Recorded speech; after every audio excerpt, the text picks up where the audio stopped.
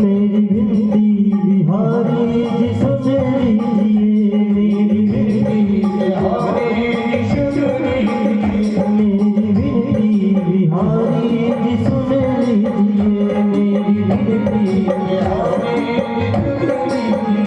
अपने चरणों का सेवक बना लीजिए, अपने चरणों का सेवक बना लीजिए, अपने चरणों का सेवक बना लीजिए, अपने चरणों का सेवक बना लीजिए। छोड़ के सारे हो, छोड़ के सारे बंधन शरण में पड़ी, मेरे बाके बिहारी से अखियाँ लगी हो, मेरे बाके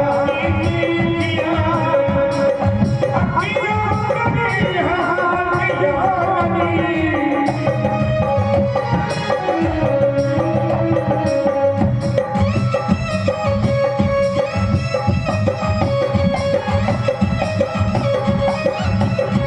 बाके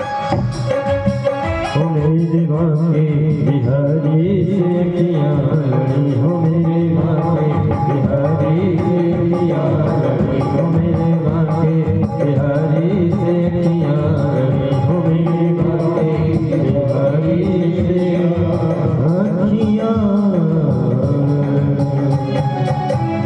बोलिए श्री वृंदावन बिहारी लाल की, श्री राधा रानी सरकार की।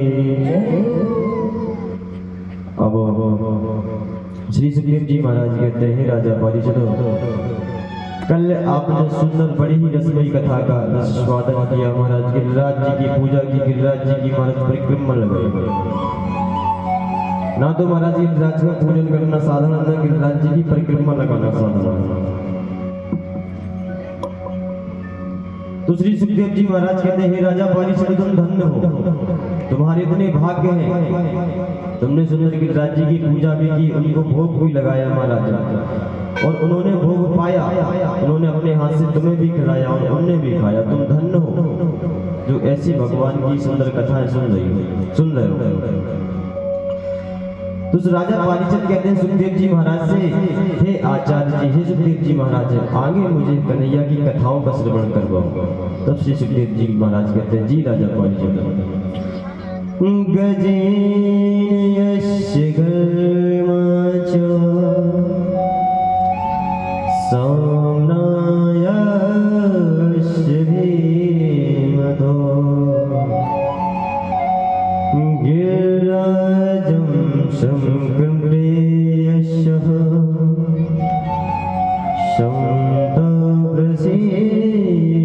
प्रसीद्य।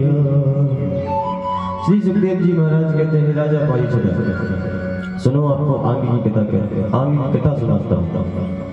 सुखदेव जी कहते हैं, राजा पारिषद सुंदर, आज ठाकुर जी सभी ब्रजवासियों को, ग्वाल बालों को लेकर महाराज गोवर्धन की पूजा करने के लिए गए। आंखें बंद की महाराज, मानसी गंगा का ध्यान किया, मैया मानसी गंगा महाराज प्रकट हो गई।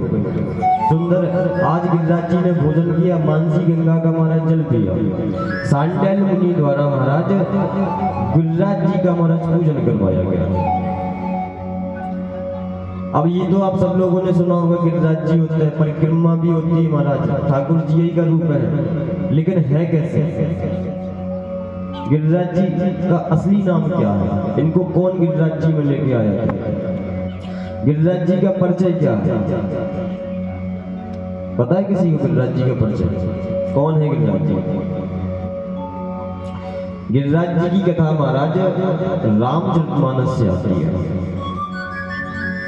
जब महाराज सेतु पुल का निर्माण हो रहा था, तो सभी महाराज किन्नर वानर जीव प्रभु को महाराज पुल बनवाने में सहायता कर रहे थे।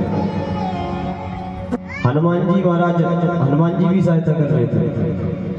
तो हनुमान जी ने सोचा कि सब लोग छोटे छोटे से पत्थर लेके आ रहे हैं, क्यों ना कोई बड़ा पत्थर लेके आया जाए, जिससे कि ये कार्य, मेरे प्रभु का कार्य जल्दी निवृत्त हो जाए। महाराज हनुमान जी का नाम ही है महाराज अनंत बलवंत, बल में महाराज सबसे श्रेष्ठ। अब तो महाराज सुंदर हनुमान जी महाराज उड़ के गए। हनुमान जी महाराज को द्रोणागिरी पर्वत दिखाई दिया। द्रोणागिरी महाराज पर्वत को जैसे ही देखा, बहुत बड़ा पहाड़ था महाराज द्रोणागिरी पर्वत, जैसे ही देखा महाराज उठाने लगे हनुमान जी महाराज। लेकिन हनुमान जी महाराज से वो पत्थर, वो महाराज पहाड़ नहीं उठा तो महाराज हनुमान जी महाराज ने हाथ जोड़कर प्रार्थना की, हे पर्वतराज आप जो कोई भी हो प्रकट हो, और क्यों नहीं उठ रहे, हमारे प्रभु के कार्य में क्यों सहायक नहीं बन रहे। अब तो महाराज वो द्रोणागिरी पर्वत महाराज प्रकट हो गए। द्रोणागिरी जी कहने लगे आप हमें कहाँ ले जा रहे हैं। तो हनुमान जी ने कहा कि प्रभु का कार्य चल रहा है महाराज, सेतु का निर्माण हो रहा है, उसी के लिए आपकी आवश्यकता है, चलो। तो द्रोणागिरी ने हनुमान जी महाराज से कहा, हे हनुमान जी हम ऐसे नहीं चलेंगे, हमारी कोई शर्त है। तो हनुमान जी महाराज ने कहा क्या शर्त है बताओ। द्रोणागिरी महाराज ने कहा हमारी दो शर्त है। प्रथम आप हमें यहाँ से उठा के ले जाएंगे और जहाँ भी रख देंगे वहां से फिर महाराज नहीं उठेंगे। दूसरी शर्त महाराज ये है कि आप हमें प्रभु राम के दर्शन करवाएंगे। तो हनुमान जी महाराज ने कहा देखो दोनों ही शर्त महाराज ऐसे हैं, हम कौन है राम जी के, बोले हम सेवक हैं, और थोड़े बड़े भी सेवक नहीं महाराज, उनके चरणों के सेवक। तो ये तो हम कह नहीं सकते कि प्रभु को आपके दर्शन होंगे ही होंगे, लेकिन हाँ हम प्रयास कर सकते, ऐसा कहा महाराज हनुमान जी ने। तो द्रोणागिरी पर्वत महाराज अब तो हनुमान जी से उठ गए और उठ के आ रहे थे। जैसे ही आ रहे थे यहाँ महाराज श्री राम भगवान ने संघ का महाराज निनाद किया कि जहाँ भी किन्नर वानर रजनी चल, जहाँ भी महाराज पत्थर लेके महाराज खड़े हो वो पत्थर वहीं रख दे, क्योंकि सेतु पुल का महाराज निर्माण हो चुका। अब तो हनुमान जी महाराज राम जी की बात कैसे डाल सकते थे। उड़ के आ रहे थे महाराज वृंदावन के पास गिरिराज जी। जैसे ही महाराज राम जी ने संघ का निनाद किया, हनुमान जी महाराज ने तुरंत नीचे उतरे महाराज गिरिराज जी में ही उस द्रोणागिरी पर्वत को रख दिया और वहां से जाने लगे। अब जैसे ही जाने लगे महाराज हनुमान जी का हाथ पकड़ लिया द्रोणागिरी बोले देखो हनुमान जी हमने कहा था आप हमें बिना दर्शन के जा रहे हैं, अब यहाँ से महाराज हम हिलेंगे नहीं, और उल्टा राम के महाराज विरह में तिल तिल बढ़ेंगे, तिल जिससे हमें कष्ट होगा। तो हनुमान जी ने कहा हे द्रोणागिरी, भले ही तुम प्रभु के राम के कार्य में सहायक नहीं हो सके, लेकिन तुमने सहायता देने का आश्वासन तो दिया था, तुम्हें प्रभु से पूछ कर आता कि वो आपको दर्शन देंगे कि नहीं देंगे। जैसे ही हनुमान जी महाराज राम जी के पास पहुंचे, बताई महाराज जी द्रोणागिरी पहाड़ है वो आपके महाराज दर्शन को लालायत है। तो राम जी ने कहा हे हनुमान अभी उसके पुण्य इतने उदय नहीं हुए, लेकिन मेरा बहुत बड़ा भक्त है, इस अवतार में तो नहीं, लेकिन जो मेरा अगला अवतार होगा कृष्ण अवतार, उसमें महाराज हम इनको स्वयं पूजेंगे, इनके हाथों से महाराज खाएंगे, इनको खिलाएंगे। ये महाराज वही गिरिराज जी द्रोणागिरी पर्वत है जो कृष्ण अवतार में ठाकुर जी ने महाराज उनको पुजवाया, महाराज पूजा। पहले महाराज ऐसे देवता जो स्वयं खा रहे हैं और महाराज अपने भक्तों को खिला रहे हैं। अब ये था महाराज गिरिराज जी का परिचय। अब श्री सुखदेव जी महाराज कहते हैं राजा पारिषद, जैसे ही ठाकुर जी ने गिरिराज जी का पूजन करवाया, नारद जी महाराज नारायण नारायण नारायण करते हुए इंद्र के पास पहुंचे। इंद्र ने जैसे ही नारद जी को देखा, महाराज आओ विराजो, आसन दिया महाराज, नारद जी विराजे, सुंदर जलपान किया। तो महाराज नारद जी का काम ही है जहाँ लड़ाई ना हो रही हो महाराज वहां लड़ाई करवा दे, नारद जी का काम ही है। 2-4 नारद महाराज हर गांव में भी होते हैं, हर शहर में भी होते हैं। तो इन नारदों से महाराज बच के रहो जो लड़ाई करवाते रहते हैं। महाराज इनको किसी का अगर अच्छा कार्य हो रहा हो ना तो देखा नहीं जाता महाराज, उसमें विघ्न फैलाने आ जाता है। एक आध दो नारद तो महाराज हमारी भी नजर में है। तो नारद जी पहुंचे महाराज इंद्र भगवान के पास। इंद्र भगवान से बोले कि देखो वो छोटा सा नंद का छोला महाराज कितने दिनों से तुम्हारी पूजा होती चली आ रही थी, उसने तुम्हारी पूजा बंद करवा दी, और महाराज गिरिराज पता नहीं है गिरिराज कौन है, उनकी पूजा करने के लिए सभी ब्रजवासियों को लेकर महाराज गिरिराज का पूजन हो रहा है। इंद्र ने कहा अच्छा ऐसी बात है, महाराज छोटे से कन्हैया महाराज जैसे इंद्र ने ध्यान लगा कर दिया, बोला अच्छा ये छोटा सा बालक मेरी पूजा बंद करवा रहा है। तुरंत महाराज मेघों को आदेश दिया कि जाओ ब्रज मंडल में महाराज इतनी मूसलाधार बारिश करो कि पूरा ब्रज मंडल महाराज बह जाए, इतनी मूसलाधार। जैसे ही महाराज मेघों को आदेश दिया, मेघों ने महाराज जल बरसना प्रारंभ किया। यहाँ सभी ब्रजवासी महाराज घबराए, लाला बचा, अब मैं कहाँ जाऊँ, मैं कहाँ जाऊँ। कन्हैया ने कहा, हे ब्रजवासियों चिंता मत करो, आपको एक तिल भी चिंता करने की आवश्यकता नहीं है। सभी ब्रजवासी महाराज गिरिराज जी के नीचे आ जाओ। सभी ब्रजवासी, तो सभी ब्रजवासियों को आज महाराज कन्हैया ने बुलाया और महाराज अपनी तर्जनी उंगली से उस इतने बड़े पहाड़ महाराज इतने बड़े गिरिराज जी को अपनी तर्जनी उंगली से महाराज धारण कर लिया। जैसे ही महाराज धारण किया, सभी ब्रजवासी महाराज उन गिरिराज जी के नीचे आ गए। यहाँ इंद्र मूसलाधार बारिश करवा रहा। सभी ब्रजवासी आए महाराज, 1 घंटा हुआ, 2 घंटे हुए, 4 घंटे, बारिश बंद ही ना हो। यहाँ तक कि महाराज 1 दिन हो गया, 2 दिन हो गए। अब तो ब्रजवासियों ने कहा कि हे लाला, ब्रजवासियों के नजर में ठाकुर जी भगवान नहीं है। आज भी आप वृंदावन जाओ तो ठाकुर जी को कोई भगवान मानता ही नहीं। ब्रजवासियों का कहना है महाराज कि हम सबको भगवान मान सकते हैं और हम मान लेते हैं। हमें राम जी को भगवान मानने में आपत्ति नहीं है, हनुमान जी को भगवान मानने में आपत्ति नहीं है, लेकिन कन्हैया को महाराज भगवान मानने में हमें आपत्ति है। तो आज भी महाराज उन ठाकुर जी से महाराज एक रिश्ता रख के चलते हैं, जैसे पहले से महाराज परंपरा चली आ रही है। आप सभी ब्रजवासियों से महाराज कहा, ठाकुर जी ने कहा, अरे ब्रजवासियों बताओ कोई कष्ट। तो ब्रजवासियों ने कहा, हे लाला मुझे तो कोई कष्ट नहीं, लेकिन तूने एक छोटी सी तर्जनी उंगली से महाराज गिरिराज को धारण कर रखा, तू थक गया होगा, तू थोड़ा सा विश्राम कर ले, तू थक गया होगा। थोड़ा सा हम अपनी अपनी छड़ी लगा लेते हैं महाराज गिरिराज जी में, कुछ क्षण के लिए हम साथे रहे। तो कन्हैया ने कहा, हे ब्रजवासियों तुम्हारी उन छड़ियों में इतनी सामर्थ्य नहीं है कि इतने बड़े गिरिराज जी को महाराज धारण कर सके। तो न ब्रजवासी कल कन्हैया को भगवान समझते थे, न महाराज आज कन्हैया को भगवान समझते। अब जैसे ही महाराज इतना सुना ब्रजवासियों ने कहा, लाला तू बड़ो भगवान है महाराज, जो छोटी सी उंगलिया पे इतने बड़े पहाड़ को साथे, कोई बड़ा कार्य थोड़ी, तू हट दो। अब तो सभी ब्रजवासियों ने महाराज अपनी अपनी छड़ी लगाई और कन्हैया से कहा कि कन्हैया तू अब अपनी उंगली हटा। जैसे ही महाराज कन्हैया ने हल्की सी अपनी उंगली हटाई, सारी ब्रजवासियों की जो छड़ी थी, जो लाठी थी महाराज, चट चट करके महाराज टूटना प्रारंभ हो गई। सभी ब्रजवासी चिल्लाए, अरे कन्हैया बचाओ बचाओ, नहीं तो ये पहाड़ हमारे ऊपर आ जाएगा। पुनः महाराज कन्हैया ने फिर से गिरिराज जी को धारण कर लिया। अब तो महाराज सभी ब्रजवासी कन्हैया की तरफ देख रहे हैं। कन्हैया से पूछ रहे, एक बात बताओ कन्हैया, तू कैसे इतने बड़े से गिरिराज जी को धारण किए? कन्हैया महाराज मुस्कुराते हुए कह रहे हैं, क्या कह रहे हैं?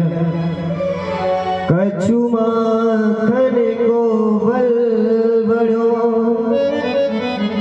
कछु गोपिन करी सहा। कछु माखन को बल बड़ो, कछु गोपिन करी सहा। सो मैंने राधे जू की कृपा सो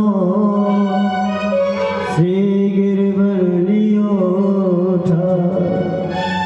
महाराज यहाँ पर कौतुक देखिए, न ब्रजवासी कन्हैया को भगवान समझ रहे और न कन्हैया ब्रजवासियों को ये कह रहे हैं कि हम भगवान। कितनी सुंदर बात कह रहे हैं, कछु माखन को बल बड़ो। बोले हम कोई भगवान थोड़ी है ब्रजवासियों, अगर तुम सोचो कि हम भगवान है। बोले कछु हमने माखन का बल आया, जो तुम्हारे घर से चुरा चुरा के हमने माखन खाया, मैया यशोदा ने हमें सुंदर माखन खिलाया, कुछ उसका बल है। कछु माखन को बल बड़े, कछु गोपिन करी सहाय। ये जो गोपियां है ना ब्रज की, मुझे इतना प्रेम करती है, उस प्रेम आज वो सहायता कर रहा है उन गोपियों का प्रेम। और बोले राधे जू की कृपा से, बोले पूरी कृपा श्री स्वामी राधे जू महारानी की है। बोले मेरा कुछ नहीं है, सो मैंने गिरवर लियो उठाए। बोले तुम्हारा प्रेम, राधा रानी की कृपा, मैया का माखन, इनसे महाराज ये गिरिराज उठा है। हमारी सामर्थ्य नहीं है कितने बड़े गिरिराज को उठा ले। तो धन्य हो महाराज उन ब्रजवासियों को, हमारा प्रणाम है, उन ठाकुर जी को प्रणाम है महाराज। पहले भी हमने बताया था, फिर से बता रहे हैं महाराज, ब्रजवासियों से अधिक कन्हैया को कोई प्रेम नहीं कर सकता, क्योंकि कल भी महाराज सर्वस्व कन्हैया को मानते थे, महाराज आज भी सर्वस्व कन्हैया को मानते हैं। उनके पास कोई दूसरा धन है नहीं कन्हैया के सिवा। अब 2 दिन हो गए महाराज, मूसलाधार बारिश होते होते। तीसरा दिन हुआ, चौथा दिन हुआ, 5वां, 6वां, 7वां दिन आया। अब इंद्र ने कहा मेघों से कि जाओ देख के आओ। अब तक तो महाराज सारा ब्रिज बह चुका होगा। 7 दिन महाराज बारिश होती है। अब जैसे ही महाराज इंद्र आए, इंद्र के महाराज जो दूत आए, महाराज मेघ आए, उन्होंने देखा कि महाराज ब्रज में तो धूल उड़ रही है। बूंद की महाराज, जल के बूंद की कहीं भी बूंद दिखाई नहीं दे रही है। अब तो महाराज उन बादलों ने महाराज इंद्र से जाकर कहा, मेघों ने इंद्र से जाकर कहा कि हे प्रभु, 7 दिनों से हम मूसलाधार बारिश कर रहे हैं, लेकिन ब्रजमंडल में तो महाराज एक भी बूंद जल की नहीं है। इंद्र भगवान समझ गए कि अरे ये और कोई नहीं है, ये स्वयं हमारे प्रभु है महाराज, स्वयं हमारे प्रभु है। लेकिन इंद्र ने सोचा महाराज कि ये जल फिर गया कहाँ। अब एक बात बताओ, 7 दिन मूसलाधार बारिश हो और महाराज 8वें दिन अगर आप देखने आओ तो वहां महाराज धूल उड़े, तो जल गया कहाँ? किसी को पता है कहाँ गया जल?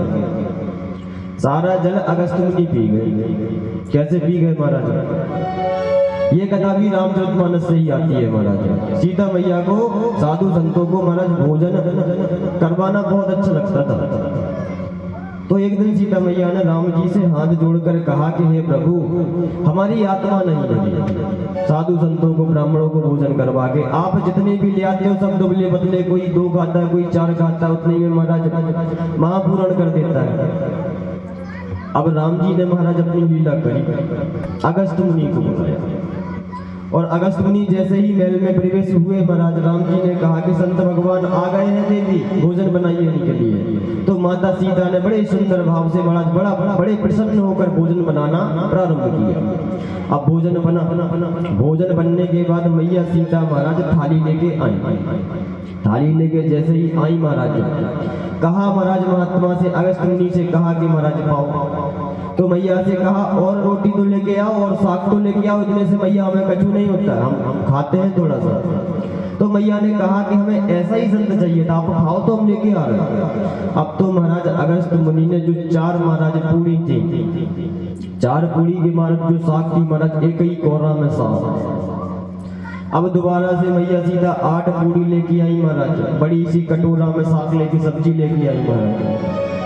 यहाँ मैया सीता की आंख नहीं महाराज झपक पाती, पलक नहीं मच पाती महाराज, इतने में साफ मैया सीता परेशान हो गई। अब तो महाराज मैया सीता ने कहा प्रभु सब खत्म हो गया।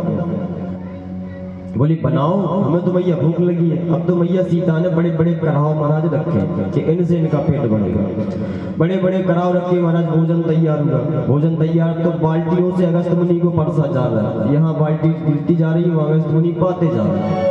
तो मैया सीता परेशान हो गई। मैया सीता ने महाराज एक दिमाग लगाया, विचार लगाया। क्या लगाया? अगस्त मुनि के सामने महाराज हाथ जोड़कर खड़ी हो गई और कहने लगी महाराज एक नियम है। तो अगस्त मुनि ने कहा क्या नियम है? नियम ये है कि जब आधा भोजन हो जाए ना तो 2 घूंट पानी पी लेना चाहिए। बोले मैया पहले आधा हो तो जब तो हम पानी पिए, अभी आधा हुआ ही नहीं है। अब मैया ने इतना सुना, अभी आधा ही भोजन नहीं हुआ, पूरे भंडारे साफ। राम जी के पास पहुंची, राम जी प्रभु कैसी माया? तो राम जी ने कहा देखो मैया, आप ही देवी देखो, आप ही कहती थी कोई ऐसा संत चाहिए, ऐसा कोई ब्राह्मण चाहिए जिससे भोजन करवाने के बाद हमें संतुष्टि हो जाए। अब तो मैया सीता ने हमारा रिद्धि सिद्धि को बुला लिया, देवी देवताओं को बुला लिया महाराज। गणेश जी महाराज सब्जी काट रहे हैं, रिद्धि सिद्धि मैया पूरी सेक रही है, सीता मैया पूरा आटा लगा रही है महाराज। लेकिन यहाँ अगस्त मुनि को परसा जाए, वहाँ महाराज साफ। मैया सीता परेशान हो गई, प्रभु के सामने महाराज हाथ जोड़कर खड़ी हो गई। प्रभु क्षमा करें, आपकी माया आप ही जानो, हम नहीं समझ सकते आपकी माया। तो सीताराम भगवान ने कहा कि जाओ एक तुलसी दल का उनको जल दे दो, तुलसी दल का एक पत्ता दे दो, उनका महापूरण हो जाएगा। अब जैसे ही महाराज तुलसी दल दिया, अगस्त मुनि ने एक सुंदर डकार ली। अब सीता मैया ने कहा जब आपने भंडारे खाली कर दिए भोजन में, जल के लिए कुआं खुदवाना पड़ेगा। तो प्रभु इस अवतार में आपने भोजन किया, जो मेरा अगला अवतार होगा, मेरे प्रभु अगला अवतार जो धारण करेंगे कृष्ण अवतार, उस अवतार में हम आपको जल पिलाएंगे। तो प्रभु ने यहाँ अगस्त मुनि को बुलाया और अगस्त मुनि महाराज सारा जल पी गए। इसीलिए महाराज ब्रजमंडल में धूल उड़ रही है। भोजन करवाने से महाराज एक बहुत अच्छी कथा हमें याद आई, कहो तो सुनाई। एक बार क्या हुआ महाराज, एक मॉडर्न बिटिया से किसी एक गांव के सीधे साधे बेचारे बच्चे से शादी हो गई, लड़के से। अब बहू आ गई उसकी मॉडर्न इंग्लिश बोलने वाली, विवाह हुआ, शादी हुई। शादी होने के बाद में महाराज वो बहू अपने मायके चली गई, मायके चली गई। अब महाराज स्वामी जी उस बहू को लेने गए मायके। यहाँ महाराज उसने पूरी व्यवस्था बना रखी थी, अपनी सहेलियों से कह रखा था जो हमारे महाराज स्वामी जी है बड़ा मॉडर्न है, पढ़े लिखे हैं, लेकिन ये बेचारे गांव के सीधे आदमी थे। अब जैसे ही महाराज पहुंचे, पहुंचने के बाद महाराज इनको वहां बैठा गया। बैठाने के बाद महाराज उन देवी जी के आसपास महाराज उनकी 2-4 सहेलियां बैठी। तो महाराज एक आओ भगत जो होती है ना नई दामाद की, तो उनकी भी हुई दामाद जी। बोले सबसे प्रथम साहब भोजन कर लो। तो भोजन बना महाराज। नए दामाद जी पहली बार घर गए अपनी ससुराल है ही सुखी साहब। जब आदमी जाता है बढ़िया चकाचक उसका स्वागत होता है। तो अब तो महाराज वो दामाद जी बढ़िया गए, सुंदर भोजन बना, छोटी छोटी सी पूरी महाराज। शहर की वो थी बिटिया, शहर की बहू थी, तो उसने बढ़िया छोटी छोटी सी पूरी बनाई। ये बेचारे काम की आदमी थाली परस के आई महाराज। थाली परस के जैसे ही आई, इन्होंने महाराज ठाकुर जी को भोग लगाया। इनकी सकली उनकी महाराज सहेलियां भी देख रही हैं देवी जी की। भोग लगाने के बाद में महाराज एक पूरी उठाई और महाराज उसी में साग बढ़ाई और महाराज एक ही पूरी दो। तो महाराज उस शहर की बहू की महाराज नाक सी कटने लगी उसकी सहेलियों के साथ। चूल्हे पे महाराज भोजन बना रही थी। अब उसका आप इशारा देखना महाराज क्या कह रही है अपने पति से। बोली पूरी ना कटवाए जाए, मन में सोच रही, लेकिन अब कैसे कहे सहेली बैठी है। तो चूल्हे को देखकर महाराज कह रही है, चूल्हे को देख कर बोल परी चतुर नार, एक एक पूरी के गिरास धोए करे। बोले परमेश्वरे एक एक पूरी के 2 टुकड़ा कर लो, काय नाक कटवाएंगे। अब स्वामी जी बेचारे गांव के सीधे आदमी, उनने यूं देखा 2 मनी। बोले हमारी पत्नी कह रही है गांव से आए हो भूखे हो गए, एक एक काय 2-2। अब तो जैसे ही पत्नी महाराज उसकी पूरी लेके आई और पूरी लेके महाराज जैसे ही जब तो उसने 2 पूरी उठाई, सही पे साग रखी और महाराज सीताराम। अब उसने माथा पीटा उसकी पत्नी। ये तो महाराज संकेत तो उल्टा पड़ गया। अब जैसे ही स्वामी जी ने देखा कि महाराज हमारी पत्नी माथा पीट रही है चूल्हे को देख, बोले अच्छा ऐसा कह रही है, पहले पूरी को 2 को उठाओ, उसमें साग रखो, माथे से लगाओ, फिर पाओ। तो महाराज कभी कभी संकेत उल्टा हो जाता है। ज्यादा महाराज हमने बताया था मॉडर्न बनो अच्छी बात है, लेकिन ज्यादा मॉडर्न, इतनी मॉडर्न भी बहु मत ले आए कि महाराज आबाई को दिक्कत होने लगे। संस्कारी बहू लाओ अपने सुंदर घर में, सुलक्षणा बहू महाराज। अगर अपना जीवन आप अच्छे से बिताना चाहते हैं, हमने बताया भी था, आज के समय में सबसे बड़ी महाराज विडंबना है कि मैया की सासू मैया की बहू की नहीं बनती है। बताया था हमने कि सास माँ बनना नहीं चाहती, बहू बेटी बनना नहीं चाहती। जिस दिन सास माँ बनेगी, बहू बेटी बन जाएगी, उसी दिन से आपके घर में राम राज्य आ जाएगा, इसमें कोई शक नहीं। सासू मैया से बहू से एक महाराज एक और याद आई, वो भी सुन लो। एक बार क्या था महाराज, एक किसी के घर में नई बहू आई, चश्मा लगाती थी महाराज। पहली रसोई में महाराज उसने चावल बनाया, चावलों की खीर। तो सास ने कहा कि बहू चावलों को पीने लेना, उसके बाद खीर बनाना। तो अब तो बहू ने वैसे किया महाराज, चावलों को पहले पीना, उसके बाद उसकी खीर बनाई चावलों की। अब चावलों की महाराज खीर बनाने के बाद में जैसे ही सासू मैया को दी कि लो मैया चख के बताओ कैसी है, पहली निवाले में महाराज खाया और दांत के नीचे महाराज कंकड़ आ गया। अब जैसे ही कंकड़ आया, कंकड़ जैसे ही आया तो सासू मैया ने कहा 2 तो सबके होती, तुम तो 4 लगा, 2 आंखें और 2 चश्मा की। कंकड़ देख नहीं सकती थी, हमने कहा भी था। बहू भी चतुर महाराज। बहू कह रही मैया हमारी 2 आंखें हैं और 2 चश्मा की 4 ही है, नहीं दिखा, लेकिन आपको तो पत्ते से चबा लेती।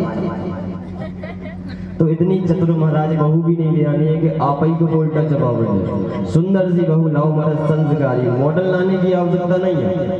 मॉडल लाओगे महाराज समस्या में जाओगे, सीधी सी बात है। हाई बाई वाली लाओगे तो हाई हाई होके जाएगी महाराज पूरे जीवन। हाय हाय सीताराम वाली ले आओ, राधे श्याम वाली, फिर देखो महाराज कितने सुंदर से आपका जीवन चलता है।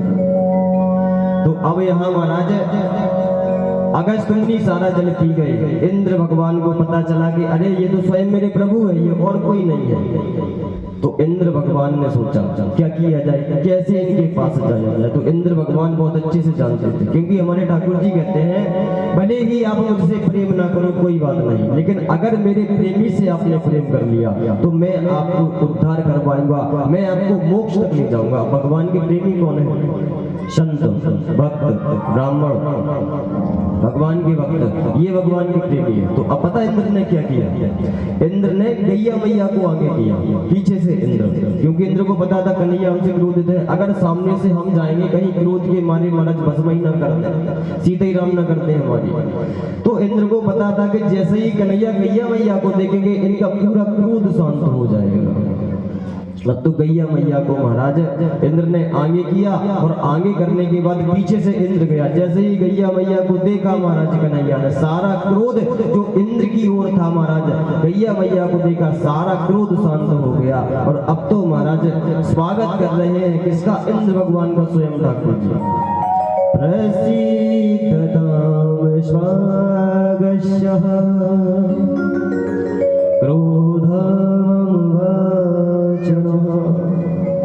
महाराज हमारे ठाकुर जी जैसा कोई नहीं है। ठाकुर जी महाराज बहुत अच्छी बात कहते हैं, भगत मेरे मुकुटमणि में भक्तन को दास।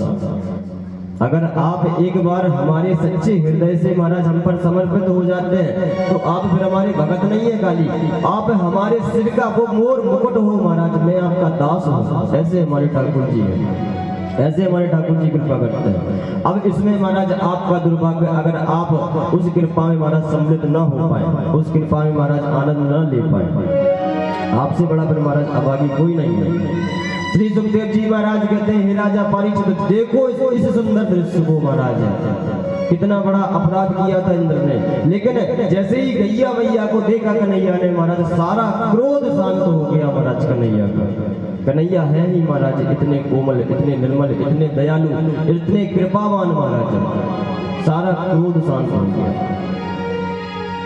इसके बाद में महाराज कन्हैया महाराज आगे लीलाओं को संपन्न करते हैं। आगे महाराज क्या लीला करते हैं कन्हैया? गणम सद्गरम नाम शम्दायस्य गुरुमनो यथा विनाशं कश्च